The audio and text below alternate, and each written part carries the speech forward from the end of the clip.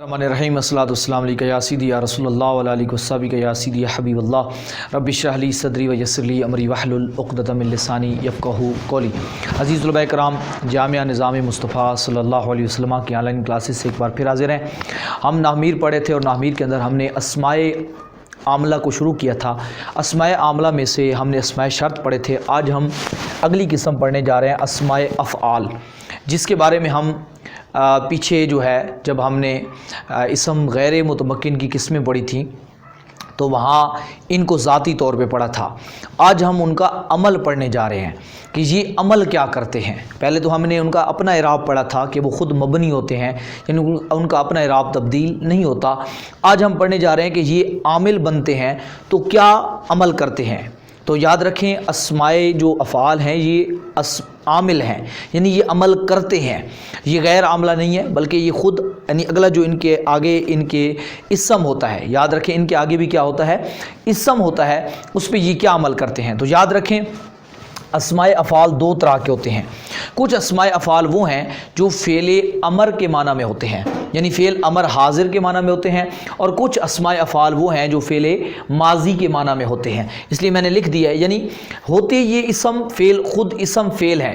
अब यहाँ इनके नाम को थोड़ा समझ लें। इनका नाम है अस्माए अफ़आल, यानी इसम फ़ेली। अब आपको पता है जो चीज़ इसम होती है वो फ़ेल नहीं होती, जो फ़ेल होती है वो इसम नहीं होती। तो फिर ये अस्माए अफ़आल कैसे हैं, तो याद रखें ये ख़ुद यानी इनको अस्माए अफ़आल इस वजह से कहते हैं कि ये होते तो इसम हैं, यानी लफ्ज़ के एतबार से इनको इसम लेते हैं, लेकिन ये माने फ़ेल वाले देते हैं, फ़ेल अमर वाले देते हैं या फ़ेल माजी वाले देते हैं। इस वजह से इनका नाम ही अस्माए अफ़आल रख दिया गया है। और ये कोई अस्माए अफ़आल हम अपने पास से नहीं बनाते, ये भी मखसूस चंद गिने चुने लफ्ज़ हैं जो अरबी के अंदर इस्तेमाल होते हैं। उनको मैं जो उनमें से हैं उनका ज़िक्र कर देता हूँ ताकि आपको समझ लग जाए कि वो कौन कौन से हैं। देखें, हमारे पास एक लफ्ज़ है रुवैदा। ये जो लिस्ट मैंने लिखी है ये उन अफ़आल की है जो अमर हाजिर के माना में आते हैं, यानी लफ्ज़ तो ये यही इस्तेमाल होंगे कहीं पर भी, लेकिन इनका ये माना कौन सा देंगे, अमर हाजिर वाला। और हर लफ्ज़ का अपना अपना माना है, वो आपको बताता हूँ। रुवैदा जो है ये फ़ेल अमर हाजिर के माना में आता है, और वो फ़ेल अमर कौन सा है, किसके माना में आता है, वो लफ्ज़ मैंने लिख दिया है अमहिल। यानी जब रुवैदा कहीं पर अरबी में लिखा पड़ा हो तो इसका माना होता है अमहिल। अमहिल यानी मोहलत दे तू, ठीक है, गुंजाइश दे, इसको रुखसत दे, तो ये रुवैदा। अब याद रखें जब भी कोई इसम फ़ेल अमर के माना में आ जाए, अमर हाजिर के माना में आ जाए, अब ये अमल क्या करता है, इसके बाद एक और इसम होगा, ये उस इसम को नसब देते हैं, ये उस इसम को नसब देते हैं, यानी उसको मंसूब कर देते हैं। वजह क्या होती है, क्योंकि वो इनका मफ़ऊल बनता है, और मफ़ऊल क्या होता है, मंसूब होता है। अब आप कहेंगे मफ़ऊल कैसे होता है, तो याद रखें मैंने आपको एक असूल बताया था जुमला इंशाइया के अंदर, याद होगा जब मैंने वहाँ किस्में बताई थी, तो जब फ़ेल अमर और फ़ेल नहीं की बात आई थी तो मैंने वहाँ आपको ये चीज़ बताई थी कि जहाँ पर भी फ़ेल अमर या फ़ेल नहीं आ जाए उनका फ़ाइल हमेशा उनके अंदर छुपा हुआ होता है, यानी फ़ेल अमर हाजिर आ जाए या नहीं हाजिर आ जाए तो उनका फ़ाइल ज़मीर होती है और हमेशा वो उनके अंदर छुपी होती है।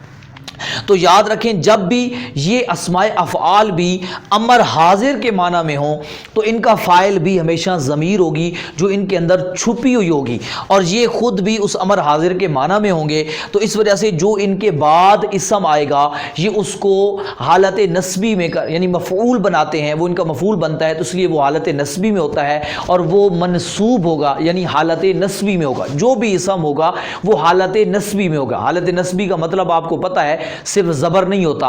हालत नस्बी हर एक इसम मुतमक्किन की जो 16 किस्में पढ़ी हैं या फिर उसकी आपने हर एक की हालत नस्बी अपने अपने हिसाब से पढ़ी है, और अगर गैर मुतमक्किन हो तो आपको पता है फिर उस पर तो इराब तब्दील ही नहीं होता। तो इसलिए यहाँ एक तो ये बात हो गई कि अस्माए अफ़आल के बाद, यानी ये तो एक तो खुद ये अस्माए अफ़आल हैं, ये आमिल हो गए, ان کے بعد جو معمول ہوتا ہے یعنی جس پہ یہ عمل کرتے ہیں وہ بھی اسم ہوتا ہے، لیکن یہ جب اسماء افعال فعل امر حاضر کے معنی میں ہو تو وہ اس کو نصب دیتے ہیں کیونکہ وہ ان کا مفعول بنتا ہے۔ اب وہ اسماء افعال کون سے ہیں جو امر حاضر کے معنی میں ہوتے ہیں تو وہ میں آپ کو بتا دیتا ہوں، آپ کو مشکل بھی نہیں ہوگی، آپ ان کو خود پہچان لیں گے۔ ان میں سے پہلا ہے رویدہ جو امہل کے معنی میں آتا ہے یعنی مہلت دے۔ اب اگر کہیں پر لکھا ہو جملہ تو یوں ہوگا رویدہ زید، یہ لکھا ہوگا تو آپ نے اس کو کیا پڑھنا ہے؟ رویدہ زیدن، رویدہ عائشہ، رویدہ خالدن۔ تو اب ترجمے آپ نے جب اس کی ترکیب کرنی ہے یعنی اس کو سمجھانا ہے تو اس کو کیسے بنانا ہے؟ آپ نے کہنا ہے رویدہ امہل بمانا امہل امر حاضر معلوم، یعنی یہ لفظ کہنا ہے رویدہ بمانا امہل امر حاضر معلوم، یہ اکرم کے وزن پہ ہے باب افعال، تو اس کے اندر انت ضمیر اس کا فاعل اور یہ اس کا مفعول، تو فعل فاعل مفعول مل کے جملہ فعلیہ انشائیہ ہو جائے گا، یعنی اس اعتبار سے مانوی صاحب پہ انشائیہ ہے۔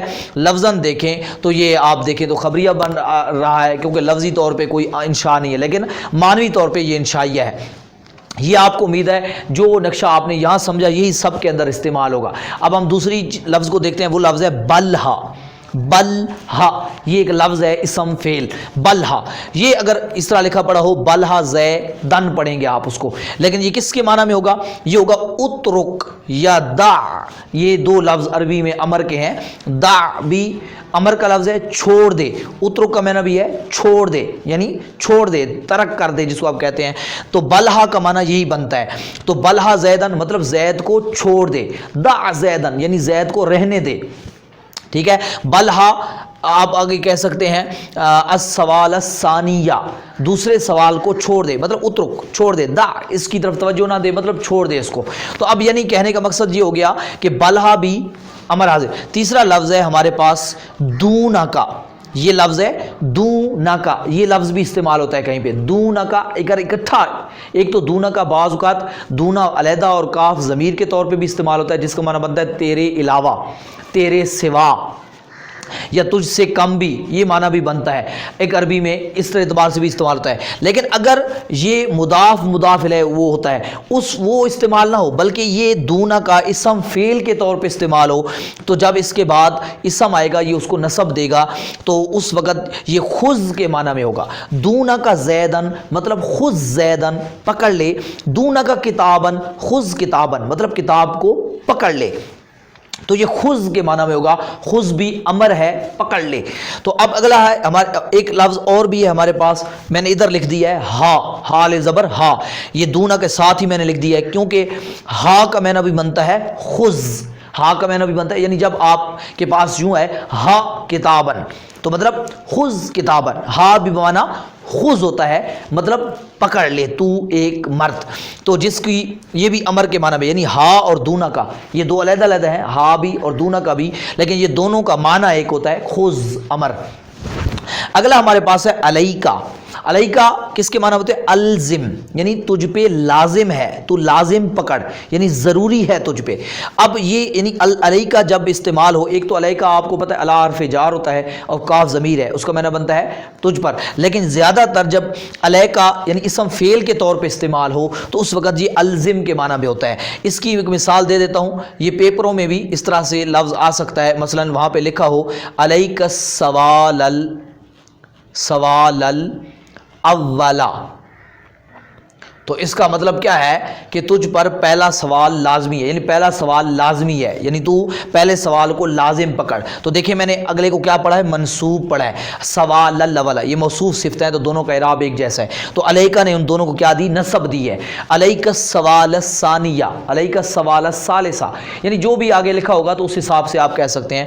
تو بہرحال آپ کوئی اور مثال بھی دے سکتے ہیں، یہ میں نے سمجھانے کے لیے دے دی تاکہ کہیں پہ پیپروں میں بھی استعمال ہو تو آپ کو پتہ ہو یا کہیں عربی میں استعمال ہوتا ہے یہ علیکا۔ اگلا ہمارے پاس لفظ ہے حیا حل اور حلما۔ حیا حل اور حلما ان دونوں کا معنی بنتا ہے ایتی، ایتی کا معنی بنتا ہے آجا، ٹھیک ہے جی، چلتا جا۔ تو حلم حیا حل کو ہمارے ہاں استعمال جو کیا جاتا ہے وہ آسانی کے لیے بمعنی حیا بھی استعمال، یعنی آسان لفظوں میں پورا حیا حل نہیں کہتے بلکہ صرف حیا کہہ دیتے ہیں، حل کو چھوڑ دیتے ہیں۔ جب جس طرح کہ ہم حیا علی الصلاۃ، حیا علی الفلاح کہتے ہیں، تو حیا حل، تو حیا حل آپ کہہ سکتے ہیں حیا حل الصلاۃ، ٹھیک ہے جی۔ تو مطلب کیا ہے، ایتی مطلب نماز کی طرف آؤ، تو یعنی آنے کو آپ کہتے ہیں ایتی۔ ایتی امر ہے، یہ آپ اصل میں یہاں پہ قانون جاری ہوا پڑا ہے، جو آپ نے صرف کے اندر قانون پڑھے تو یہ اصل میں تھا عطا یاتی، تو یاتی، ٹھیک ہے، تو یاتی اصل میں تھا تاتی یعنی ایتی، تاتی، تو آپ نے کیا بنایا، تاتی کو کیسے بنایا، آپ کو پتہ ہے کہ شروع سے حرف مضارع ہٹاتے ہیں تو پھر آخر اس کے جگہ پہ حمزہ لگاتے ہیں، حمزہ لگاتے ہیں تو یہ ہو گیا یوں۔ میں اس کو یہاں لکھ دیتا ہوں کہ یہ لفظ پھر بن گیا ایتی، ٹھیک ہے۔ تو اب قانون کے مطابق ذرا دیکھیں تو آخر کو جزم دینی ہوتی ہے امر کے، اور امر کے آخر کو جب جزم دیتے ہیں تو آپ کو پتہ ہے کہ جب لام کلمے میں حرف علت آ جائے تو جزم کی علامت کیا ہوتی ہے، اس کو حذف کر دو۔ اب ہمارے پاس یہ بچ گیا ایتی، تو حمزہ ساکن ہے، ظاہر ہے، تو اس کے ماقبل حرکت اس کے مخالف ہے، تو اس کو یا سے بدل دینے واجب ہے، تو یہ ہو گیا ایتی۔ تو اس طریقے سے یہ امر بن گیا کہ آ تو ایک مرد۔ تو حیا حل یا حیا اور حلما یہ دونوں ایتی کے معنی میں ہوتے ہیں آ۔ عربی میں یہ لفظ استعمال ہوتا ہے یوں حلما جرن، یہ آپ کو زیادہ تر اس طریقے سے محاورہ عربی میں استعمال ہوتا ملے گا، حلما جرن۔ دیکھیں حلما نے جرن، تو جرن کو کیوں منصوب پڑا کہ یہ بمعنی ایتی ہے۔ جرن کا معنی بنتا ہے یعنی جاری رکھ، ایتی یہ زیادہ تر اگر کوئی مثال دیتے ہیں وہ کسی جگہ پہ تو ایک مثال دے کے باقی کہہ دیتے ہیں حلم جرن، یعنی یوں ہی چلتا، یعنی یوں ہی چلتا چلا جا، یعنی اسی طرح باقیوں کو بھی حل کرتا جا۔ تو جیسے میں فرض کروں یہ مثال دوں کہ رویدہ زیدن، تو میں نے کہوں کہ جی رویدہ کے بعد اسم آ گیا، تو میں کہوں کہ اب عربی میں جب میں بتاؤں گا تو یہ مثال دے کے کہوں گا حلم جرن، یعنی بلہا دونہ کا علیہ کا ہا حیا الحلما، ان میں بھی تو یوں ہی کرتا چلا جا، کہ جو بھی ان کے بعد اسم آئے گا یہ اس کو کیا دیتے ہیں، نصب دیتے ہیں۔ تو یہ تھے وہ ہمارے پاس افعال، اسماء افعال جو امر حاضر کے معنی میں ہوتے ہیں، اور ان کے اپنے بعد آنے والے اسم کو کیا دیتے ہیں، حالت نسبی میں کر دیتے ہیں، یعنی مفعول ہونے کی وجہ سے۔ اب ہمارے پاس اسماء افعال آ رہے ہیں، وہ اسماء افعال جو فعل ماضی کے معنی میں ہوتے ہیں، اور فعل ماضی کے معنی میں جو اسماء افعال ہوتے ہیں وہ تین ہیں، ہی ہاتا، سرعانہ، شتانہ۔ اب یاد رکھیں جب اسماء افعال فعل ماضی کے معنی میں ہوں تو وہ اس وقت جو ہے اپنے بعد آنے والے اسم کو نصب نہیں دیتے، رفع دیتے ہیں، یعنی اس کو حالت رفع میں کر دیتے ہیں، اس کو حالت رفع میں کر دیتے ہیں۔ اور کیوں حالت رفع میں کرتے ہیں؟ کیونکہ یہ جو ہوں گے یہ فعل کے معنی میں ہوں گے، اور وہی جو اسم آئے گا وہ ان کا فاعل ہوگا، وہ ان کا فاعل ہوگا۔ اب مثلا مثال دیکھیں، ہمارے پاس پہلا لفظ ہے ہی ہاتا، یہ اسم فعل ہے اور یہ باعودہ کے معنی میں ہوتا ہے، کاروما کے وزن پہ ہے، باب کاروما پہ ہے۔ باعودہ، باعودہ کا معنی ہے دور، دور ہوا، یعنی نزدیک نہیں ہے، دور ہوا۔ کیا ہے اب دیکھیں، ہی ہاتھ یوم العیدی، یہ لکھا ہوگا یوں، میں نے درمیان میں باعودہ لکھ دیا ہے سمجھانے کے لیے، آپ یوں سمجھیں کہ ہی ہاتھ یوم العیدی پڑھے، آپ نے یوم پہ کیا پڑھا ہے، رفع پڑھا ہے، یعنی اس کو اس کا فاعل بنایا ہے، تو یہ اصل میں ترجمہ یہ ہو جائے گا باعودہ یوم العیدی، یعنی عید کا دن دور ہے، تو عید کا دن دور ہے۔ اسی طریقے سے اگر سرعانہ جو ہے وہ ساروا کے معنی میں ہے، یہ بھی کاروما پہ ہے، یعنی جلدی کی، اس کا معنی بنتا ہے جلدی کی۔ سرعانہ زیدن، تو زیدن پڑھیں گے، زید نے جلدی کی۔ سرعانہ عائشہ، تو عائشہ نے جلدی کی، یعنی ساروا زیدن فعل اور یہ فاعل، بس بات ختم۔ آگے ہے لفظ شتانہ، تیسرا ہمارے پاس، یہ افترقہ کے معنی میں ہے۔